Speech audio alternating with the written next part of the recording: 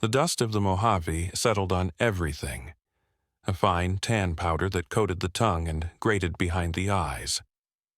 It covered the low-slung concrete buildings of Fort Irwin's Joint Training Facility, the rows of humming generators, and the crisp new fatigues of Master Chief Petty Officer Anya Sharma.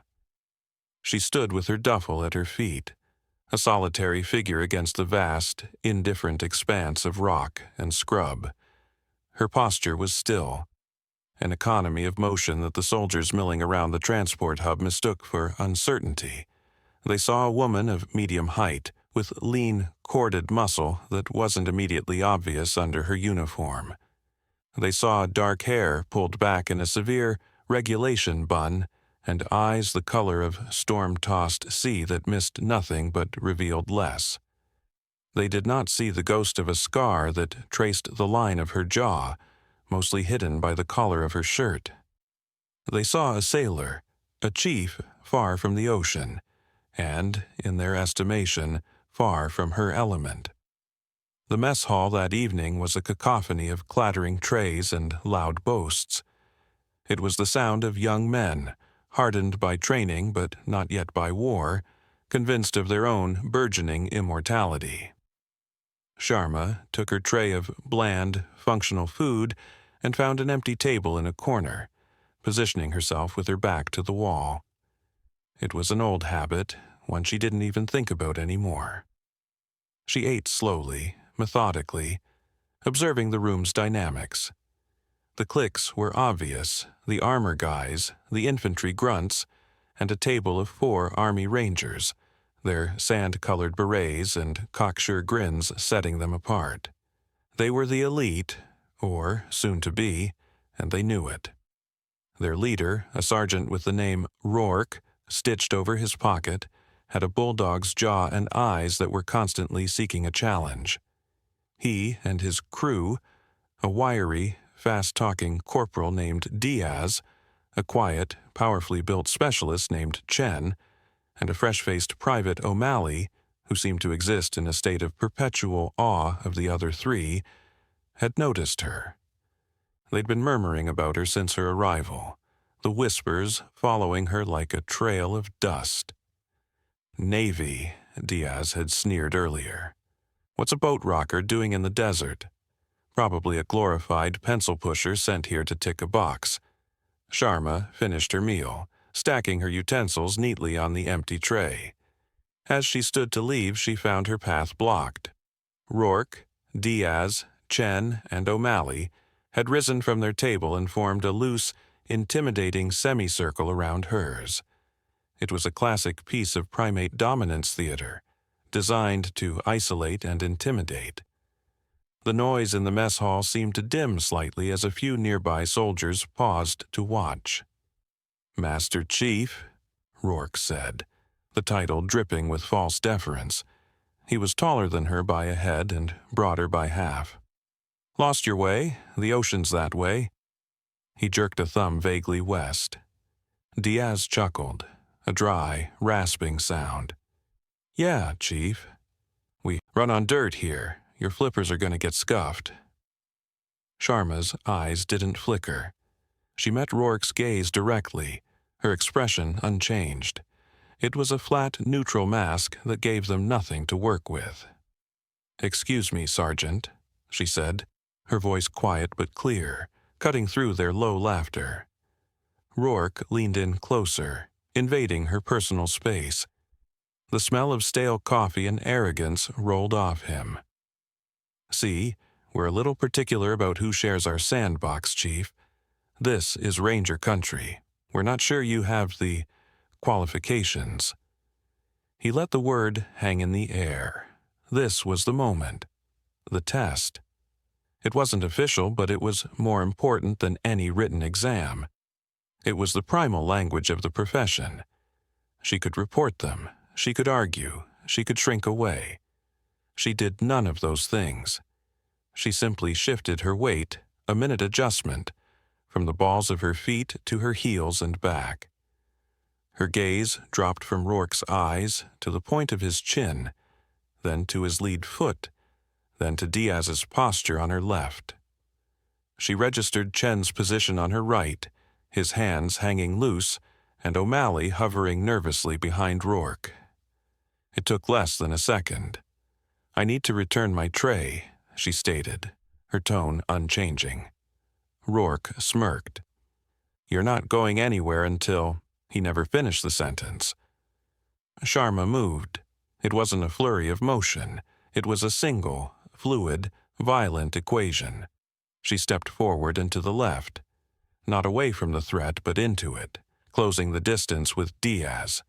Her left hand shot out, not in a punch, but with a stiff, open palm, striking the side of Diaz's knee. The joint buckled with a wet pop, and he went down with a choked cry of pain and surprise. Simultaneously, her right elbow drove backward into Rourke's solar plexus. The air left his lungs in a whoosh. As he doubled over, gasping, she used his collapsing frame as a pivot point. Her right leg swept out, hooking behind Chen's ankle.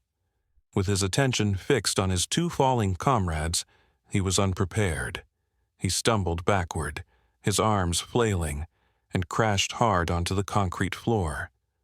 O'Malley, the private, stood frozen, his eyes wide with a mixture of terror and disbelief. He'd seen 3 men, 3 trained rangers, put on the ground in the time it took to draw a breath. Sharma stood in the space they had occupied. She took another step, her boot coming to rest an inch from Rourke's face as he struggled to breathe on his hands and knees. She looked down at him, her expression still utterly placid. Then she looked at O'Malley. She gave him a small, almost imperceptible nod towards the others. The message was clear. Help your men. The entire engagement had taken less than 20 seconds. There had been no shouting, no wasted movement, just a sudden brutal realignment of the local hierarchy. Sharma walked past them, returned her tray to the rack, and exited the mess hall without a backward glance. Behind her, a stunned silence had fallen over the room, broken only by Diaz's groans and Rourke's ragged, desperate gasps for air. The dust, it seemed, was beginning to settle in a very different way. The next morning, the dismissal shifted from the ranks to the command. Colonel Madson was a man carved from granite and Army regulations. His office was Spartan, the air chilled to a precise 68 degrees.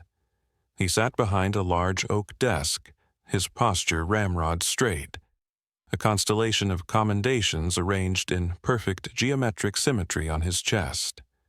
He did not ask Sharma to sit.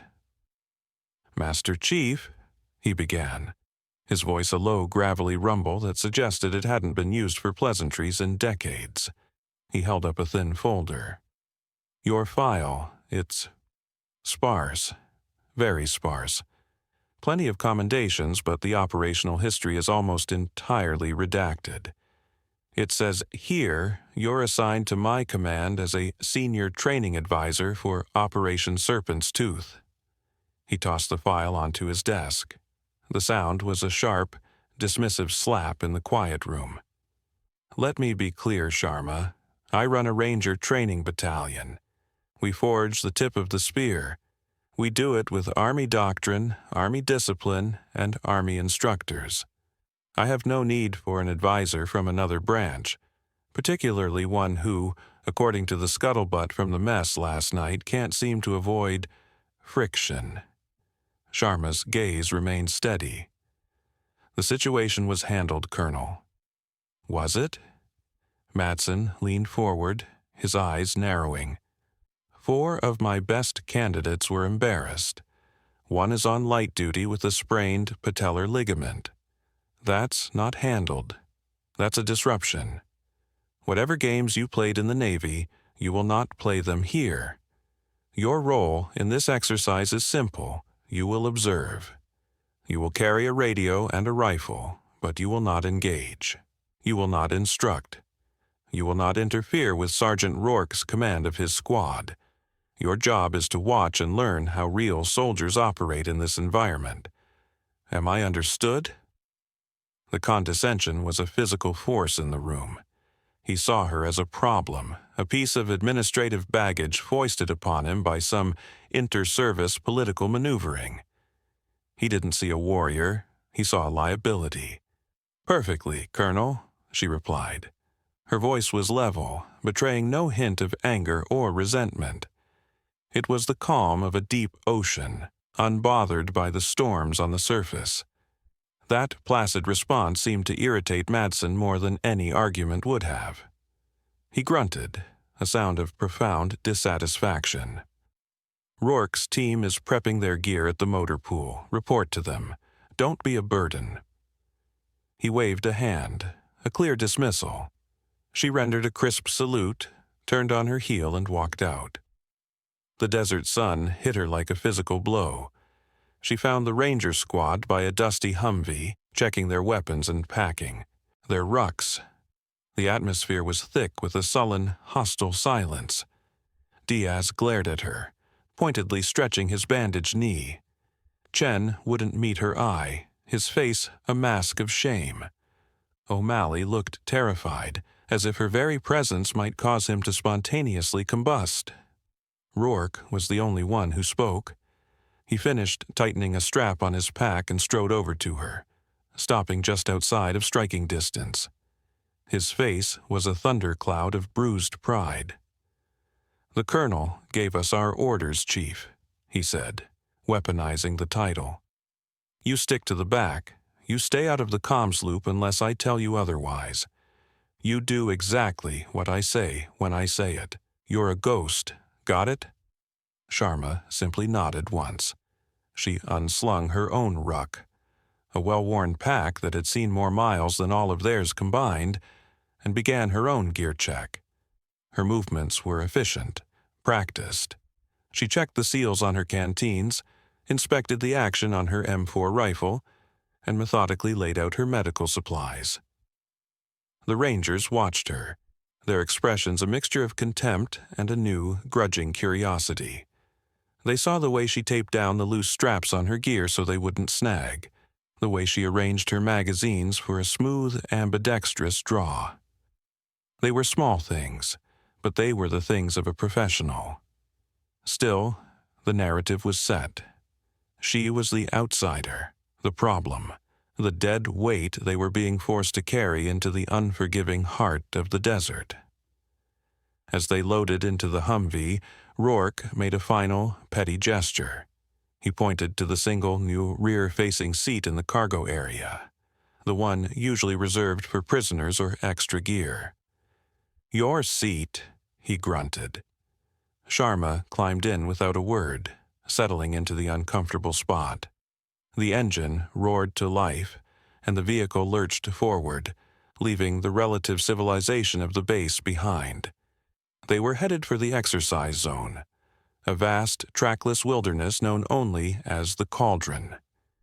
And Sharma, the unwanted observer, was headed there with them, a silent passenger in a truck full of hostility. The Cauldron lived up to its name. It was a basin of scorched earth and jagged rock formations that shimmered under a relentless sun.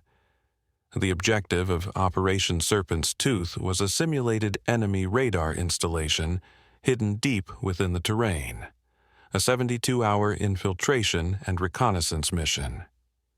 From the start, Rourke ran his team hard, pushing the pace to prove a point. He navigated strictly by the book, triangulating positions from pre-planned checkpoints, his movements predictable and rigid.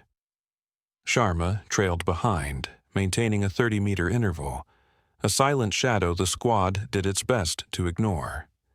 She moved with a steady, loping gait that consumed the ground with deceptive ease, never appearing tired, never falling behind.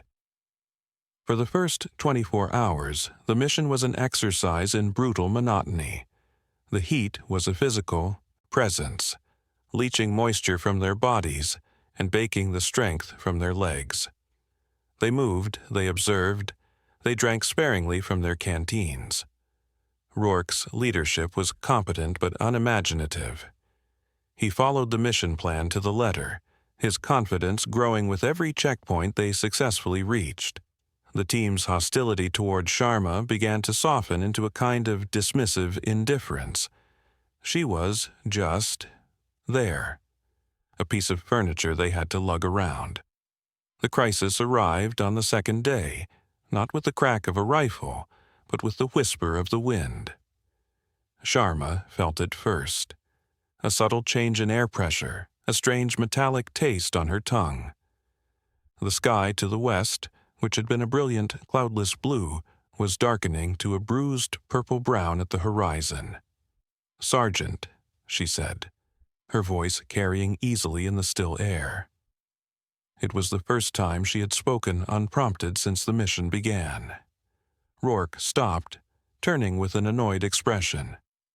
"What?" "Storm coming, a big one. We need to find cover now." He glanced at the sky, then at his wrist-mounted weather monitor.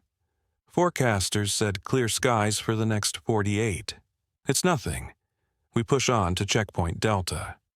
"That's not nothing, Sergeant," Sharma insisted, her tone still calm but with a new edge of urgency. "That's a haboob. We have maybe 30 minutes before it hits." Diaz laughed. "Haboob? Listen to her. She's been in the desert 2 days and she's a regular weatherman." Rourke waved a dismissive hand. "Keep moving." They kept moving, but Sharma's eyes were constantly scanning the terrain, not for the enemy, but for shelter. The wall of dust on the horizon grew with terrifying speed, a churning, monolithic wave of sand and grit that rose thousands of feet into the air. The wind picked up, first as a sigh, then a moan, then a howl. The sun vanished. Daylight faded into a suffocating ochre twilight. Panic, cold and sharp, began to prick at the edges of the squad's discipline. The wind was a physical force now, shoving them, trying to tear the rifles from their hands. Sand blasted their exposed skin, a million tiny needles. Visibility dropped to less than 10 feet. "Get down! Form a perimeter!" Rourke yelled, his voice nearly snatched away by the gale. They dropped to one knee, a textbook formation that was utterly useless against the raw power of the storm. The comms unit on Chen's back crackled with static, then went dead. Rourke frantically tried to get a GPS signal, but the thick dust blanked the satellites. They were blind, deaf, and lost. It was O'Malley who went down first. A savage gust of wind caught him off balance as he scrambled over a patch of loose rock. He cried out, a sharp yelp of pain that was almost lost in the roar of the storm. "Man down!" Diaz shouted, crawling toward the sound. Rourke was frozen, his training offering no solution for a situation like this. The mission plan was in tatters. His team was scattered in the gloom, his comms were dead, and one of his men was hurt. He was an officer candidate lost in a hurricane of sand. Through the maelstrom, a figure appeared. It was Sharma. She wasn't yelling, she wasn't panicking. She moved with a low, deliberate crawl, her body presenting the smallest possible target to the wind. She reached O'Malley, who was clutching his ankle, his face pale with pain and fear. Without a word, she unclipped a length of rope from her pack and looped it around his chest, then clipped the other end to her own belt.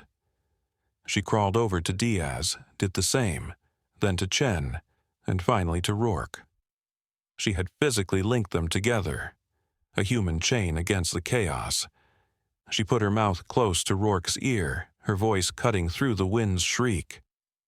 "There's a rock outcropping, northwest, about 50 meters. We move now, or we get buried." Rourke stared at her, his eyes wide behind his goggles. He didn't know how she could possibly know that. He couldn't see 5 feet in front of his face. But the certainty in her voice was absolute. He was no longer a leader, he was a follower. He nodded dumbly. Sharma began to move, crawling into the teeth of the wind, pulling the weight of 4 men behind her.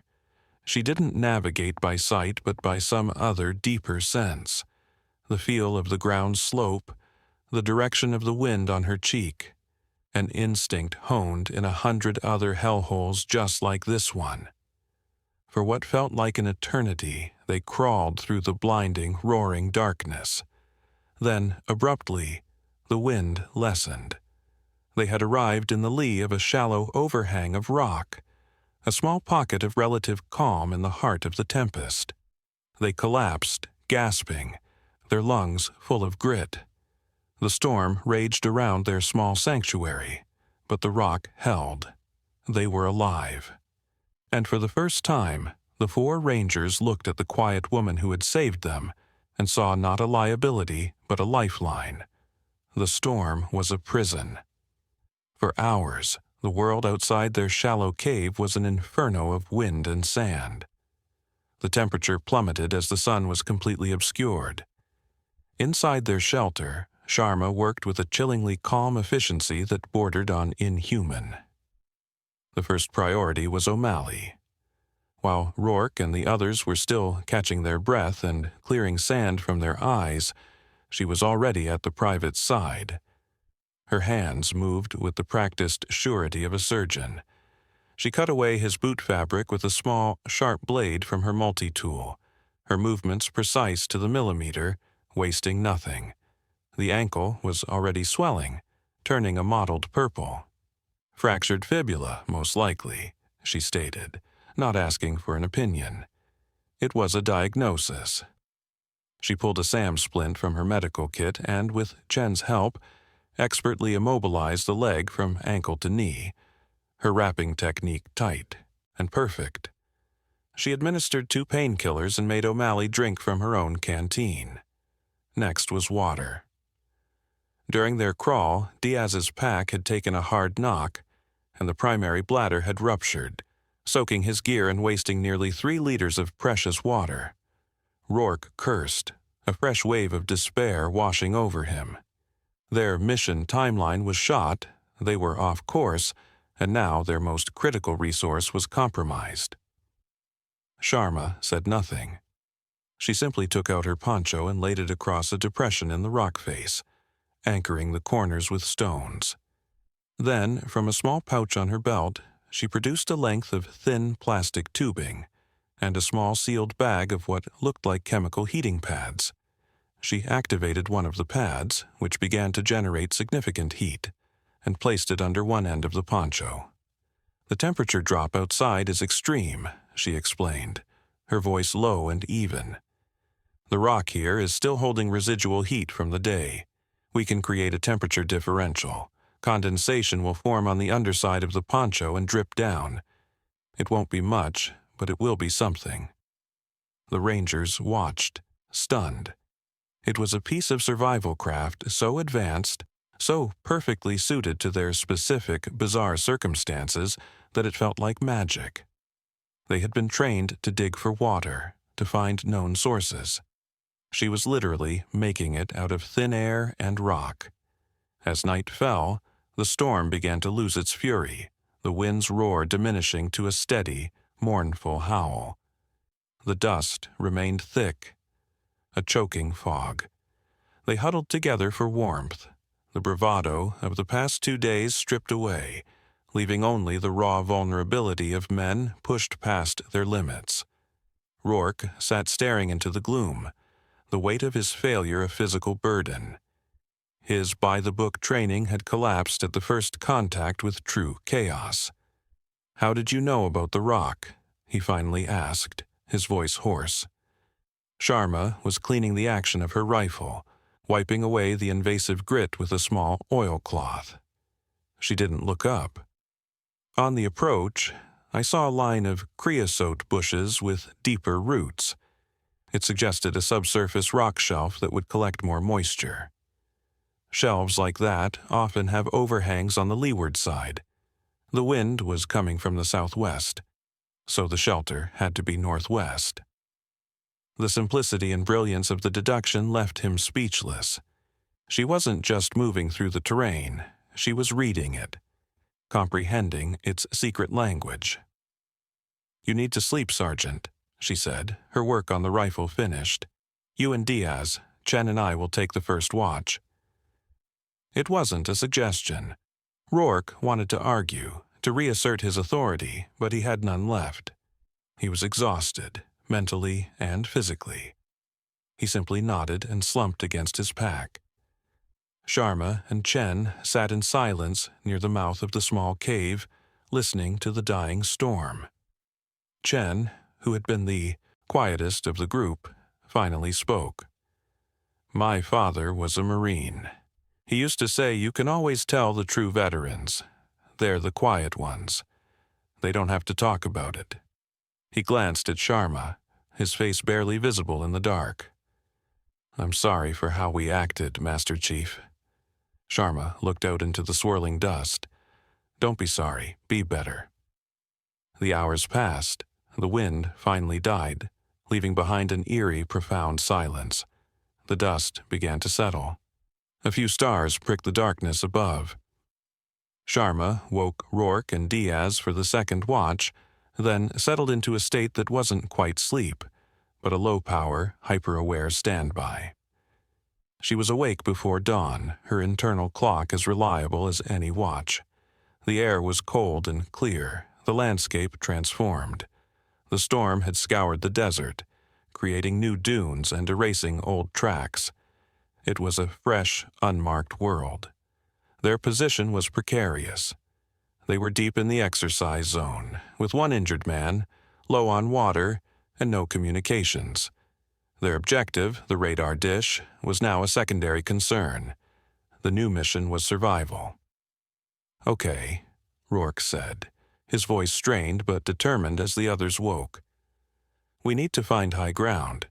Try to re-establish comms and get a fix on our position." Sharma shook her head, a small, definitive gesture. "No, Opor will be expecting that. It's the standard procedure for a lost unit. They'll have every major peak and ridge in the area zeroed in. We stay low. We follow the wash. Water flows downhill. Find the lowest point, and you'll find the path of least resistance. And maybe water." She pointed to a barely perceptible depression in the sand, a dry, winding channel. "That's our route. We can rig a travoy for O'Malley from his pack frame and some poles. It'll be slow, but it'll keep us hidden." Rourke hesitated, his training warring with the undeniable evidence of her superior expertise. The manual said to get high. His gut and the memory of the past 12 hours told him to trust her. "Okay," he said, surrendering the last vestiges of his command. "Show us." They spent the next hour constructing the travois. Sharma directed them, her instructions concise and clear. They moved out as the sun rose, a ragged, desperate team following a silent, unassuming leader. She set a slow, steady pace, her eyes constantly scanning, reading the subtle signs of the desert. A patch of damp-looking sand, the direction a sidewinder track was headed, the flight path of a distant hawk. She moved with a liquid grace, her feet seeming to find the firmest ground as if by instinct. Around noon, she held up a hand, bringing them to a halt. She pointed to a spot 100 yards ahead, where the wash bent around a large rock formation. "Trouble," she whispered. Rourke squinted, seeing nothing. "What is it? I don't see anything." "You're not supposed to," she replied. "Look at the rock on the right. See the top edge? There's a smudge. It's darker than the surrounding stone." Diaz pulled up his binoculars. He focused on the spot, his hands unsteady. "It's just a shadow, Chief."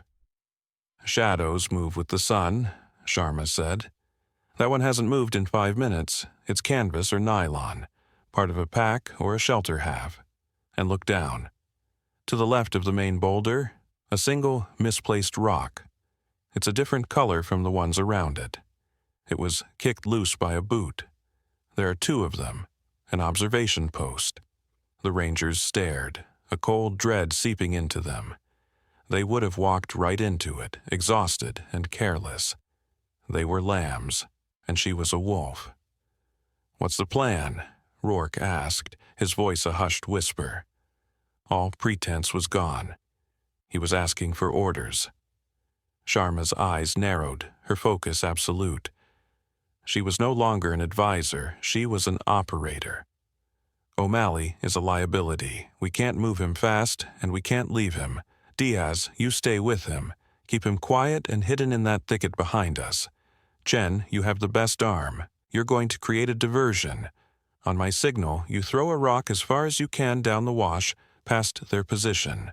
Rourke, you're with me. We're going to flank them from the high ground on the left. We move now. The transition was seamless. She gave commands and they obeyed without question.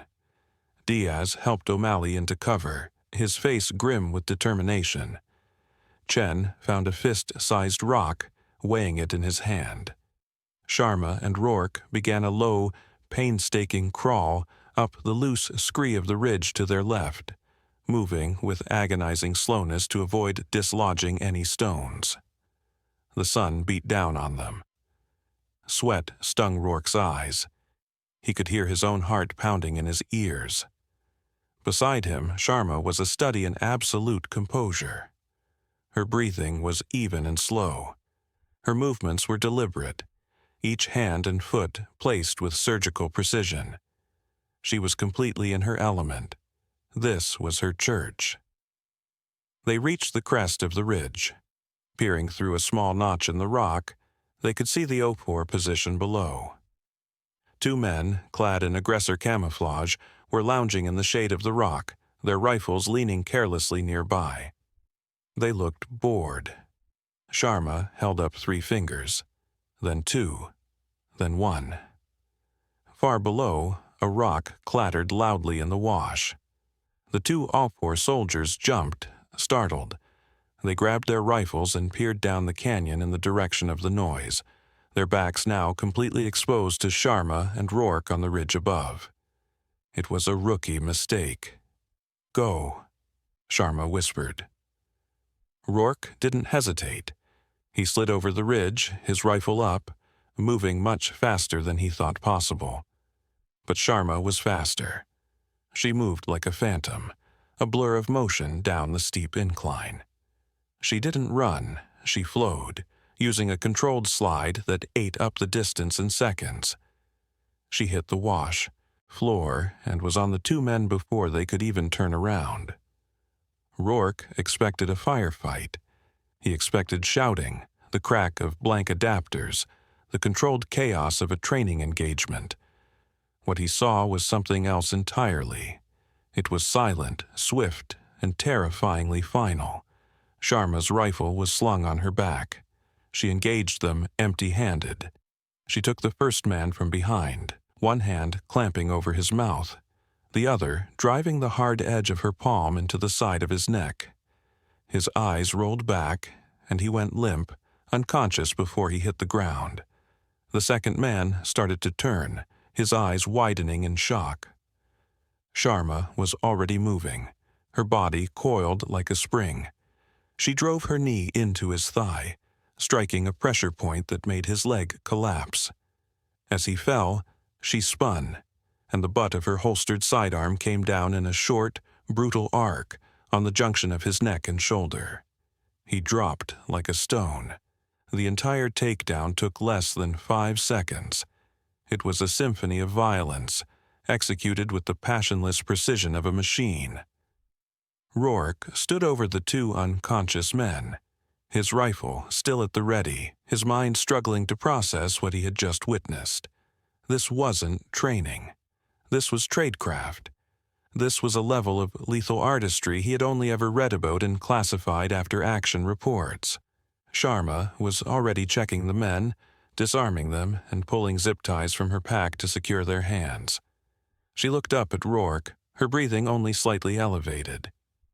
"Clear their comms, find their frequency, then we move. This position is compromised." She was already thinking 3 steps ahead. Rourke could only stare, the last of his arrogance and pride burned away by the sheer, blinding force of her competence. He finally understood. They weren't in the desert with a pencil pusher from the Navy. They were in the desert with a monster. With the immediate threat neutralized, Sharma's focus snapped back to the larger strategic picture. She took the Op-4's radio from Rourke, her fingers flying across the controls, cycling through frequencies with an intuitive speed that suggested she'd done this 1,000 times before. Static hissed and crackled. She paused, listening intently, her head cocked. "They're using a high-frequency hop, standard for this terrain," she murmured, more to herself than to the others. "But the encryption is sloppy." She listened for another minute, her eyes distant. "They're coordinating a sweep, a spiderweb pattern, closing in on our last known position from before the storm. They think we're still up on the plateau. They don't know we're down here." She looked at Rourke, her gaze sharp. "Their command element is at a temporary C2 node, a comms relay. They mentioned a high point with a clear view of the basin. From our map recon, there's only one place that fits, Serpent's Tooth Peak. That's our original objective. The sweep teams are being vectored from there." Rourke's mind was racing. "So, we can't get out. They're closing the net." "The net has a hole in it," Sharma corrected him. "They're all looking outward for us. No one is looking inward at the spider. We're not going to run. We're going to the C2 node." The audacity of the plan was staggering. A conventional soldier, lost and behind enemy lines, would try to evade and escape. She was planning to attack the enemy's brain. "We can't," Diaz protested. His voice strained as he and Chen arrived with the hobbling O'Malley. "We have an injured man. We're low on water and ammo." "We have 2 captured rifles and their ammunition," Sharma countered, gesturing to the gear from the Op-4 soldiers. "We have their water. O'Malley can't move fast, but he can shoot. We'll find a defensible overwatch position for him and Diaz. Chen, Rourke, you're with me on the assault. Their guard will be down. They think they're the hunters." There was no debate. Her logic was ironclad, her authority absolute. They were her weapons now, and she was pointing them at the heart of the enemy. They moved through the winding canyons, a ghost squad led by a phantom. Sharma put them in a covered position about 1/2 kilometer from the base of the peak. It was a narrow defile with excellent fields of fire, easily defensible. "Diaz, you and O'Malley stay here," she commanded. "Set up a firing position. If we're not back in 90 minutes, or if you hear sustained gunfire, you exfil to the tertiary rally point we discussed. Do not try to be heroes. Your job is to survive and get him out. Understood?" Diaz, his face set in grim lines, nodded. "Understood, Master Chief." He looked at O'Malley, who, despite his pain, gripped his rifle with a new sense of purpose. They were no longer liabilities, they had a mission. Sharma turned to Rourke and Chen. "Travel light. We move fast and quiet. No talking. We communicate with hand signals. Watch my lead. Don't shoot unless I do. We're taking the node intact, if possible. We need their comms gear." The ascent was grueling. Sharma chose a path that wasn't a path at all. A steep, treacherous climb up a series of rock chimneys and narrow ledges that the enemy would never expect. She moved with the silent, athletic grace of a mountain predator, her hands and feet finding holds that seemed impossibly small. Rourke and Chen, both in peak physical condition, struggled to keep up. They were soldiers, built for marching with heavy packs. She was something else, something more primal. Near the summit, she flattened herself against the rock, holding up a clenched fist. Rourke and Chen froze behind her. She peered over the edge. The C2 node was just ahead. A cluster of antennae, a portable generator humming softly, and a large tent. 4 Op-4 soldiers were visible. 2 were monitoring equipment inside the tent. 1 was on watch near the cliff edge, and a 4th, clearly the commander, was studying a map board. Sharma slowly slid back from the edge. She used hand signals, her movements economical and precise. You, Chen, circle right, take the generator. On my signal, disable it. You, Rourke, with me. We take the tent. The sentry is mine. They moved into position. Rourke's heart hammered against his ribs. The air was thin, and the silence was absolute. He watched Sharma as she crept toward the lone sentry. She was a shadow flowing over the rock. The man was looking out over the basin, his rifle held loosely. He never heard her. One moment he was standing. The next, Sharma was behind him, her arm wrapped around his throat in a perfect sleeper hold, cutting off the blood to his brain. She lowered his unconscious body to the ground without a sound. She gave the signal. Across the small clearing, Chen drove the butt of his rifle into the generator's control panel. It sputtered and died. The lights inside the tent went out. "What the hell?" a voice shouted from inside. "Go!" Sharma hissed. She and Rourke stormed the tent. They burst through the flap into the sudden darkness. Rourke's night vision goggles flared to life, painting the scene in an eerie green. Two men were scrambling for their weapons. A third, the officer, was reaching for a sidearm. Sharma was a blur. She shoulder-checked the first man into a table of electronics, which crashed to the floor. She kicked the rifle from the second man's hands. Rourke, his training finally kicking in, engaged the officer, driving him back with the muzzle of his rifle and disarming him.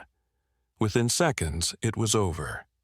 3 more Opor were zip-tied and silent on the floor of their own command tent.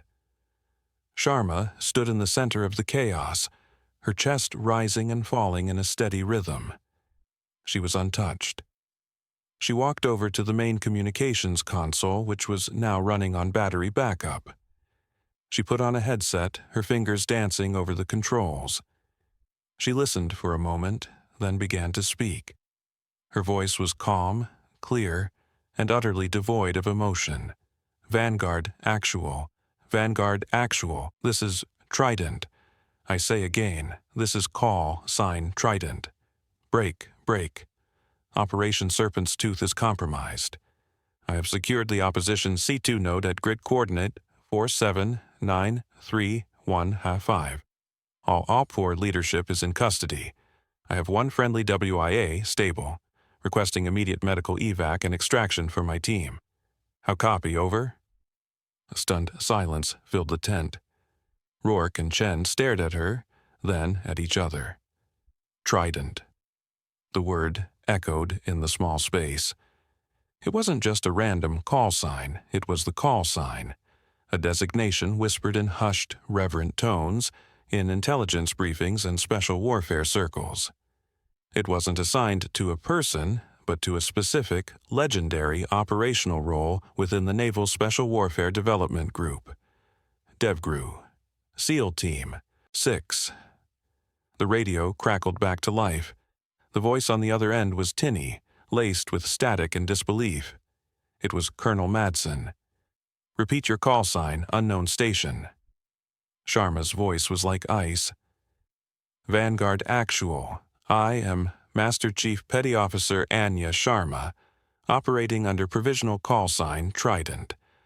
I am formally terminating this exercise on the grounds of personnel safety and strategic compromise. Acknowledge, over." There was a long pause on the other end. Rourke could almost picture Madson's face, the granite certainty cracking, the world shifting under his feet. When the colonel's voice returned, it was completely different. The arrogance was gone, replaced by a clipped, professional tone loaded with a respect that bordered on awe. "Copy, Trident. Stand by for tasking. Evac helicopter is wheels up. ETA 7 minutes. Good work, Master Chief. Vanguard Actual, out." The silence that followed was heavier than the storm. Chen slowly lowered his rifle, his mouth slightly agape. Rourke leaned against the tent pole. the adrenaline draining out of him, leaving a profound, humbling clarity. He looked at Sharma, who was now calmly inventorying the captured intelligence. He wasn't just looking at a Master Chief, he was looking at a living piece of military history. A ghost who had just walked out of the shadows and into the light. The Black Hawk helicopter descended with a deafening roar, its rotors whipping up a vortex of dust and loose rock. The evac was a whirlwind of practiced efficiency. Medics rushed out to stabilize O'Malley, securing him onto a stretcher. Sharma personally oversaw his transfer, giving the flight medic a concise, clinical handover of his injuries and the treatment she had administered. Her movements were calm, her focus absolute. As the medics loaded O'Malley onto the aircraft, Rourke, Chen, and Diaz stood back. They watched Sharma, no longer seeing the quiet woman they had mocked, but the operator who had dismantled an enemy force and saved their lives. Her quietness was not passivity. It was the coiled stillness of a predator. Her economy of motion was not uncertainty. It was the result of 1,000 repetitions in the crucible of combat. When she finished speaking with the medic, she turned to retrieve her pack. Rourke stepped forward, blocking her path. She stopped, her eyes meeting his. The desert wind whipped a loose strand of hair across her face. Rourke's face was streaked with grime and sweat, his expression stripped of all its former arrogance. He was looking at her as if for the first time. Slowly, deliberately, he brought his heels together. His back straightened into a rigid line. He raised his right hand in a salute so sharp, so precise, it seemed to cut the air. It was not the perfunctory gesture of a subordinate to a superior. It was a mark of profound, unconditional respect, a warrior's acknowledgement of a master of the craft. Chen and Diaz, seeing their leader's gesture, immediately followed suit, their own salutes just as crisp, their faces just as serious. They held the position, 3 Army Rangers honoring the quiet sailor who had proven to be more of a soldier than any of them. Sharma looked at them, her gaze sweeping over their faces. For a moment, a flicker of something unreadable passed through her eyes. Not surprise, not pride, but perhaps a deep, weary understanding. She returned the salute with a simple, clean nod. It was enough. The flight back to the base was silent. No one spoke. The roar of the engines filled the space where words were unnecessary. Rourke, Chen, and Diaz kept stealing glances at her. She sat by the open door, staring out at the receding desert landscape, her expression placid, as if the events of the last 48 hours were nothing more than a routine day at the office.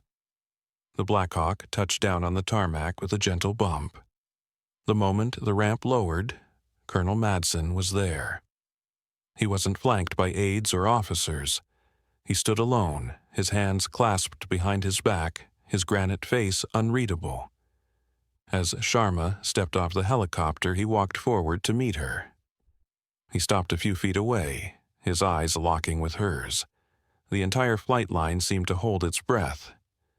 Madson was not a man known for apologies or admissions of error. He looked at the dust-caked, exhausted woman in front of him. He saw the faint scar on her jaw, the immense, controlled power in her stillness. He saw the truth of what his men had told him over the radio. He didn't offer a handshake. He didn't offer praise. He simply gave a slow, deliberate nod, a gesture of concession from one old soldier to another. It was a transfer of respect, more powerful than any medal. "Master Chief," he said, and the 2 words were freighted with a meaning they had completely lacked in his office 2 days before. He unclipped a fresh, full canteen from his own belt and held it out to her. "You earned this." Sharma took the canteen, her fingers brushing his. "Thank you, Colonel." She drank, the cool, clean water a balm against the grit in her throat. The gesture was a peace treaty, an acknowledgement of a debt. The dismissal was over. The respect had been forged in the fire of the cauldron. That night, the base was quiet. The story of what happened in the desert had already begun to circulate, taking on the dimensions of a legend. The cocky rangers were humbled and silent. The soldiers who had witnessed the mess hall incident now spoke of it in hushed, awed tones. But the subject of those whispers was nowhere to be found. Anya Sharma was not in the mess hall, nor was she in the makeshift officers' club. She was in the armory, a long, concrete room that smelled of solvent and gun oil. A single bare bulb cast a harsh yellow light over the weapon racks and workbenches. She was alone, standing at a cleaning station, her back to the door. She had field-stripped her M4 rifle and her Sig Sauer P226 sidearm. The components were laid out on a clean cloth in perfect, orderly rows. She worked with a focused, meditative rhythm, her hands moving with an ingrained, intimate knowledge of every pin, spring, and slide. The rhythmic scrape of a carbon tool against a bolt carrier, the soft whisk of a brush through a barrel, the final, satisfying click of reassembly, these were the sounds of her world. This was her ritual, a way of restoring order after chaos, of washing away the grim necessities of her profession. A young private on guard duty paused at the armory door, drawn by the light. He saw the Master Chief, a solitary figure under the single bulb. He watched for a long moment, mesmerized by the absolute focus she brought to the simple task. Her hands, he noticed, were covered in a fine web of pale scars, a roadmap of a life lived at the sharp end. She wasn't celebrating her victory or resting on her laurels. She was simply doing the work, tending to the tools of her trade, preparing for the next time they would be needed. The private felt a profound sense of reverence. He was witnessing something private and essential, the quiet discipline that forged warriors like her. He knew he was looking at true greatness, and it had nothing to do with rank or reputation. It was about the quiet, relentless dedication to the craft. He silently backed away from the door, careful not to make a sound, and continued on his patrol, leaving her to her solitude. Sharma finished her work, wiping a final light coat of oil onto the slide of her pistol. She worked the action. It moved with slick, silent precision. Satisfied, she holstered the weapon. She stood for a moment, her hands resting on the cool steel of the workbench, and looked out the small, grimy window of the armory. The first hint of dawn was beginning to lighten the eastern sky, painting the distant mountains in shades of violet and gray. A new day was coming to the Mojave. For Master Chief Anya Sharma, it was just another watch. The long night was over. Her work was done,